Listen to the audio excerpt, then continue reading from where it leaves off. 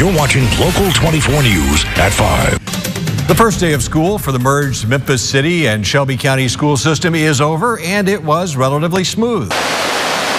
Into the abyss, the sound of running water is not exactly the first thing you want to hear. Back now with our breaking news from downtown Memphis. There is a major problem. Much of downtown Memphis is in the dark. The lights are off because the power has failed. She says there's $7 apiece. Where's the money going?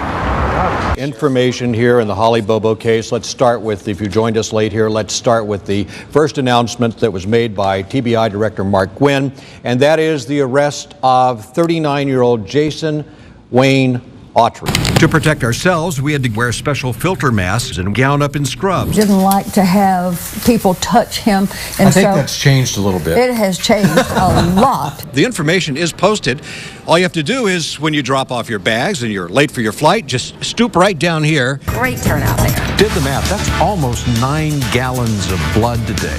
But it's still not nearly enough. The need is huge. The husband of a woman found dead in a trash can in the Mississippi River says he can't talk about it. Gross, disgusting, just plain weird. That's what people in one South Memphis neighborhood are saying tonight about an accused home burglar. Tonight's top story, keeping 150,000 students safe at school. An East Tennessee man is locked up tonight, accused of cruising around on construction equipment the way he was born, naked.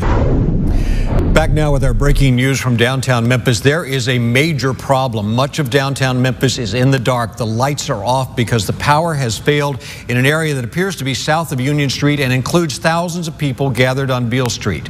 Our Jenny DePrizio is on Beale right now, and she has the latest pictures from the scene. We have the latest video from the scene. Jenny, I know you talked to the Public Information Officer for MLGW. Ironically, MLGW's building is right in the middle of that blackout, their headquarters building.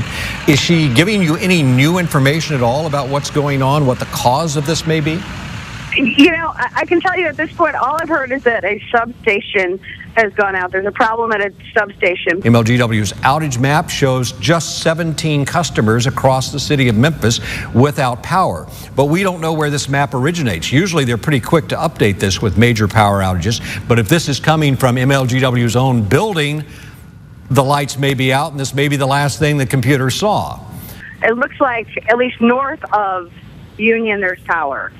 And Jenny, we're seeing all sorts of messages flying back and forth on social media tonight about what's going on down there, including some reports of manhole covers popping up out of the street with explosions and things like that. If that's the case, that often indicates some kind of underground electrical fire, transformer blowing out, something like that. She says there was a fault on the network, and that caused the outage, and that caused the manhole issue. So that's the latest from the MLGW spokesperson. That may be the understatement of the night. There was a fault on the network. Well, no kidding. I mean, yes, there certainly was a fault on the network. Usually, that means 2 wires got crossed somewhere. MLGW is trying literally to dig into it to see what the problem is and how they're going to fix it. But for the moment, thousands of people in the dark in downtown Memphis. Information here in the Holly Bobo case. Let's start with, if you joined us late here, let's start with the first announcement that was made by TBI Director Mark Gwynn, and that is the arrest of 39-year-old Jason Wayne Autry. Second piece of critical information that we learned today is that witnesses saw her alive. According to the director, witnesses saw Holly Bobo alive with Autry and the other man who is charged in this case, Zach Adams, after she was kidnapped from her home in Decatur County in April 3 years ago.